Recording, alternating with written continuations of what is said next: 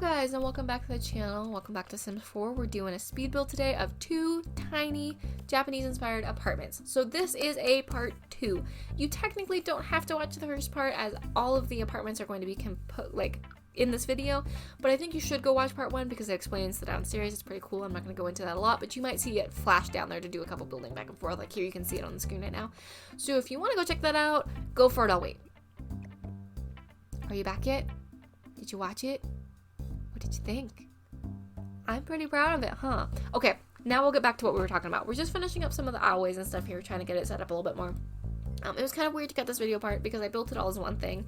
And then when I put the footage together, it was like, it was going to cut down to either 45 super duper sped up, kind of out of control minutes, or I could kind of break it down into about 2 20-ish minute videos. And I was like, that maybe makes more sense. Had I known it was going to split up that way, I think I would have split building up a little bit differently, but that's okay. We live and we learn. So there's 2 different apartments in this little complex. This is meant to be kind of a building based on some of the stuff I've seen in Tokyo.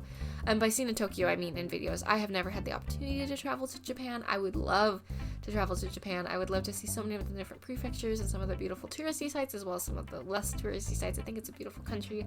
I would love to travel all over the world. I have a bucket list about a mile long of places I want to travel. And I'm very lucky to have worked in international jobs where I have virtual friends all over the world, and I have so many like open standing invites where it's like, hey, if you want to come, visit here, I'd love to. I would love to so much. But anyways, I digress. So this apartment is meant to be incredibly tiny, and I will say I made a couple of choices here that not everyone may agree with. There's no oven, and there's a tiny fridge in both places, and the only sink is in the bathroom, and the bathroom is a wet bathroom. The reason for that is I was trying to maximize space. The bathrooms do work, and realistically, sinks in The Sims, it works differently, right? And like it's funnily enough, they just gave us the opportunity to set a kitchen sink from a bathroom sink, or an all-purpose sink.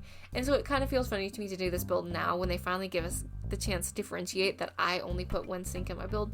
But the thing is in reality, it seems like in these very tiny apartments in cultures all over the place, what they would do is they would put the stovetop, the sink, and you would have a little bit of counter space, but not a lot. And what you would do is you would get like a big cutting board that's bigger than your sink, and you would put it over, and that's how you would get more cutting cabinet space. Goodness. But that's not something the Sims are going to do. The Sims are not understanding enough to put their cutting boards over a sink. So I opted to just go with one sink in the bathroom in each of these apartments. I think it's okay because it's a small enough space. It's not going to really lose you a ton of time for your Sim to be walking into the bathroom to wash their dishes. In reality, is that kind of gross? Yes. Are we going to suspend our understanding of reality to make this work? I think we should. I think it's fun. I think it's okay. So there's 2 different stories going on here. Here you can see I'm putting down a bunch of light switches because I'm trying to make it look like one of those panels. It seems like a lot of Japanese homes have these really strong panels where it's like your doorbell and your lights and maybe your water and like a ton of stuff all in one sort of like master home panel. And I was trying to kind of give that vibe. But we don't really have that in The Sims, and just stacking light fixtures, I don't know if that helped or hindered. We'll see. And here I tried to make it look like there was a lot of like wall storage and stuff. So there's 2 different apartments, and they tell 2 different stories. The first one we're working on is kind of the pink apartment, and I sort of imagined that this was definitely an expat who is maybe only here part of the time of the year. They don't live here full time, so that's why they're pretty happy in just like a super tiny apartment. They're traveling, maybe they ski, or snowboard. They just enjoy the culture here, but they're not here full time for whatever reason. They commute. I've kind of been playing with this Sim in my personal save who does this, where I use the worlds as like a way to tell their story as a journalist, that they're traveling all the time and they're telling stories. And so that's kind of what I was imagining here, that this person is either moved here just recently or is not here all the time, so their apartment maybe isn't super like efficient, but it's cute and it's theirs and it's a cozy home for them to exist in when they're here. Some of the things that kind of don't make sense, like this little table, it's for storytelling purposes. It's the idea that like if this was a little bit more of the real world, you would pull that table forward and that would be your dining. Like you would sit on the couch and that would be your dining space, that's how I would do it. I would have a fold-up table probably behind the couch because I don't love a lot of clutter, and it would just be me. Obviously these apartments aren't super great for entertainment or anything like that. They're meant to be incredibly tiny. And for me, if I was living in a tiny place like this, I would prioritize the comfort of curling up next to the windows with a book over needing an actual dining space, especially if I had a desk. Otherwise, the dining space would be the desk, and that's also an option. It's hard to say how you would end up designing it. I do have a little gang con there. I am not really sure what to do with that space, because my understanding is it's sort of the place to land. It's where you put your shoes and stuff, to ensure you're being respectful of culture and everything. But it doesn't seem like they ever get a whole lot of decoration in the videos that I've seen, so I just sort of left it blank, and it is sunk down to sort of differentiate it, and to make sure that your outside germs stay on the outside, which I actually really love. As someone who lives on a farm, I wear my shoes inside quite a bit because I usually have to run inside because I forgot something, but I love the idea of keeping your outside germs outside because I bring so much of the field in each day. Here I put the big ski things up because I was kind of leaning into that idea of like this is a part-time home, and then I went ahead and hung the bags on there as well to sort of make it look like it was a little bit more full of stuff. I really leaned into the pink and like the happy in this apartment. It's very sort of bright because, again, if she's traveling or they are traveling all of the time, for me, one of the benefits of traveling all of the time and like having little places in different areas of the world, I would decorate each one a little bit differently. I'd be like, this place is pink because I feel like doing it pink. This place is, leaning into the vibe of this. So that, I always think about that. I'm like, if I split my time between two different places, both of them would be absolutely my personality, and both of them would be vastly different in their designs, because it would be, for me, the benefit of having to go back and forth, because that honestly sounds a little bit nightmarish to me, splitting your time. But the perceived benefit would be, it'd be like, oh, I have two homes to decorate however I want. So that would be kind of cool. So I went ahead and went a little bold, a little bright, and I think it makes sense. This whole room changes. I was thinking like it was solely going to be the bedroom, and then I thought, well, but if she's traveling for work, she needs a place to work. So I ended up changing it, and because this apartment really is built for a single sim, or maybe a couple, but probably a single sim, I went ahead and put the bed against the wall. It just seemed to make sense, and I put the TV over the stairs, which would make it so hard to adjust that. Like, I put the TV that's on like the swivel. It's clearly meant to be like swiveled around is the idea for storytelling purposes, but like lordy, that would be hard to reach. That would be kind of dangerous, but I think it's okay. I think probably what you would do is you would like pull it out far enough that you could reach it a little bit more safely and then just leave it. But it's The Sims and they don't have to do that, so we can just ignore it. Here I put some the travel supplies, what are those called? Suitcase and backpack, to make it look like they traveled in and out. And I did kind of an interesting thing where I put these the clothing bars up and made it look like it was hanging. At first I put it over the bed, and then I realized that would probably stress me out, so I went ahead and put it over her desk because I figured that's also probably where she's doing her makeup and stuff, and it seemed like a good use of wall space, because if you're living in some place super small like this that doesn't actually have a closet, although it does have a closet downstairs, but you would probably want to put up more clothing racks and things if you were going to travel in that way. At least that's probably what I would do. Or I would figure out some sort of storage solution where like my clothes were more upstairs with me. I don't know though. Maybe I wouldn't. Maybe I would be able to just fit in the closet downstairs. I don't know. We'd have to see. This is all very hypothetical because I have never been to Japan and I have never actually seen these tiny apartments in person. I'm just absolutely fascinated with the concept of them because they're very much just an extension of the tiny home thing that my brain loves to contemplate on. I don't know why. My brain digs the idea of living in small spaces and making that work, like the organization, the design, the upkeep and maintenance. My brain just digs all of that. So it made sense that YouTube one day was just like, hey, are you aware that they do tiny apartments in Japan? And it just kept serving me stuff, and I was like, this is great. This is fascinating. So yeah, I watched like Tokyo Traveler and Tokyo Lens and Tokyo Portfolio, I think is the other one, which is really interesting. And everyone always goes, oh, you're into Japanese culture. And I always go, I find it really fascinating, but I'm no more into Japanese culture than I am into, I fall in love with everywhere in the world that I learn about. I'm one of those obnoxious people where they're like, where do you want to travel? What's your dream country? And I always go, oh, whichever one I watched last, because they all seem so interesting. I'm really fascinated. I would love to go visit Colombia. I would love to go visit Mauritania. I would really love to go visit Ireland and Scotland, to be honest. I honestly just do like a full Europe trip, like, which I say blasely as though that's not a huge amount of money. And here we're starting to work on the second apartment. In the second apartment, I was thinking a little bit more. I wasn't thinking salaryman. Although that would absolutely probably work in this apartment.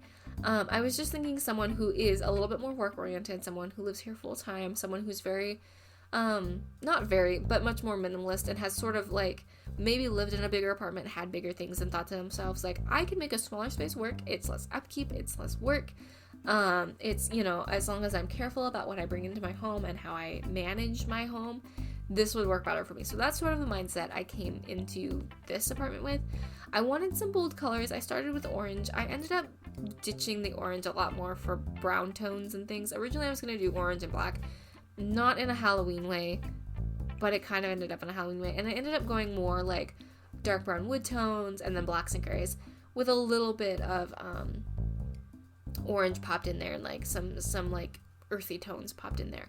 I did go with the same white kitchen because if this was an actual apartment building, they would have furnished them out the same way. They are the exact same layout, swapped, and with just the bathrooms in a different place because obviously the bathrooms had to like butt up next to each other. This one I think probably has the like slightly better bathroom placement, although maybe not, I don't know, because it is right off your front door, so it depends how you feel about that. And obviously, like I said, both bathrooms are wet bathrooms, which means if you were to take a shower, the whole bathroom would get wet, and I made them kind of look like that. In reality, I think you would have a lot more systems for, like, making sure your toilet paper isn't getting wet, making sure your toothpaste is put away and stuff. They have these really cool ones that I've seen where, like, the whole toilet, like, pivots to cover everything. It's fascinating. Do I think in real life it would be a pain in the rear end to keep clean? Yes, but again, in a tiny apartment, it kind of makes sense because if you're really just using your apartment as like a base of operations to go out and do things and you're not home all of the time, you don't need a ton of space. And even if you are home all the time and it's just you don't need a ton of space. Or maybe you do. I don't know. Maybe I'm just the weird one who is like fascinated with the concept of living in a small space. Whatever. We'll psychoanalyze me later. But I did set this up a little bit differently in this apartment. I went ahead and used a Murphy bed upstairs, which means the living and bedroom are the same in this apartment, which allows for a full dining space and an office downstairs. In the other apartment, obviously, I did living and kitchen, and then the office and bedroom upstairs. So a little bit of a different, and there's no dining room in the other one because I was kind of imagining, like, for me, if I lived alone, I probably wouldn't have a dining space. I eat on the couch constantly or eat, just wherever. At my desk 98% of the time, realistically. So I didn't really prioritize it in the other apartment. But in this apartment, I kind of imagined prioritizing this space for eating or for working or for whatever. So there is an actual table and chairs as well as a desk. I think this layout probably makes more sense, but I think both are kind of interesting. And obviously when you move your sim in, you can come up with a million other. If you come up with a really cool layout in these, like if you come up with a really cool way to fit all this stuff in, please send me it or make a video and tag me in it. Ooh, make a video and like send me the link because that would be really cool because I'm so curious because you guys are all so clever. I want to know like how you pull this all off. But yeah, so I ended up setting this up pretty much as you're seeing it, where it's gonna be a living space and the bedroom, so you can watch TV in bed if you're so inclined. And you're just gonna have to watch and make sure your sim is handy enough to upgrade the bed so that you don't get squished in, because that would suck. This apartment definitely has a little bit more of a masculine vibe to it. Not to say that it has to be a male sim or a male presenting sim in here. It just has a little bit more of a rugged, intense vibe, I guess would maybe be the way to put it. Much more minimalist, much more sharp lines, again, much darker colors. But I also think it has a very cozy vibe to it. And I feel like this entire apartment would smell like pine. I don't really know why, but I feel like this entire apartment would smell like pine. And here's me remembering curtains are a thing that exists, and I end up putting them back in the other apartment as well. I kind of jump back and forth in the end, figuring it out. Yeah, and I end up doing curtains on one side because you wouldn't really probably want them hanging over. I think is what I end up doing. I'm trying to remember now offhand what I do with the curtains. The curtains are the only part I don't recall. Mostly because I tend to try to avoid curtains at all costs. They're such a pain in the rear to mess with. Maybe I do shades. I bet you I do shades, yeah. Anyways, and then we'll go ahead and put just a little bit more art on this wall, make it look really cute, put together. I tried to do a gallery wall. I think I ended up pulling it off if I recall, but we'll see. Just a cute little gallery wall. I think I was trying to find something. Yeah, I ended up doing that, which shrinks really small, but it still looks okay. And I'll put some, I think I end up putting shades, or do I leave this open? I honestly can't remember. You're already on the second story, so people can definitely see them, but it's not like the end of the world, you know? I don't think, since this is just your living space, you'd probably be okay. Although, personally, I would put curtains up because I'm a privacy person, so I think maybe I do end up putting curtains on all of them. And then I think the last thing we do is we just go ahead and take a quick look at the upstairs spaces, give them the last little bit of detailing, and then the rooftop area, I think we end up giving a little bit of detail, and then we're almost on our way out the door, I think. You'll have to let me know what you think of this. You'll have to tell me if I got close or if I completely missed major aspects of the culture. Obviously, there are some things where it's like, this is The Sims. I took liberties. And obviously, being an American who has never been to Japan or even Korea. I've seen some small apartments in Korea as well that kind of have similar vibes. I think the maybe layout style is somewhat similar. But I've never been there in real life. I've always just been able to, through the joys of YouTube, experience through others. So you'll have to let me know if I missed a trick. Please explain it to me. I'm so excited to learn. I want to know these things. Yeah, I think these turned out pretty cool though. I think they turned out pretty awesome. I'm excited to actually play in these. I think these are going to actually make it into my personal build, which is pretty exciting. I think I have a sim who's going to live here. But anyways, guys, here's the screenshots. For each place. I hope you enjoyed. I'm gonna go ahead and stop yapping at you because I've been yapping at you a lot lately.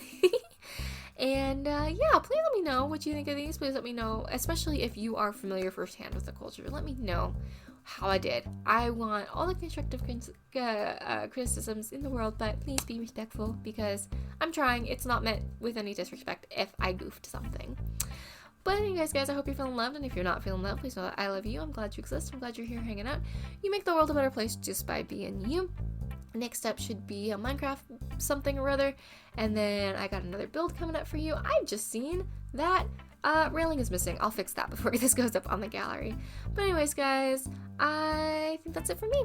Okay, love you. Bye. Mwah.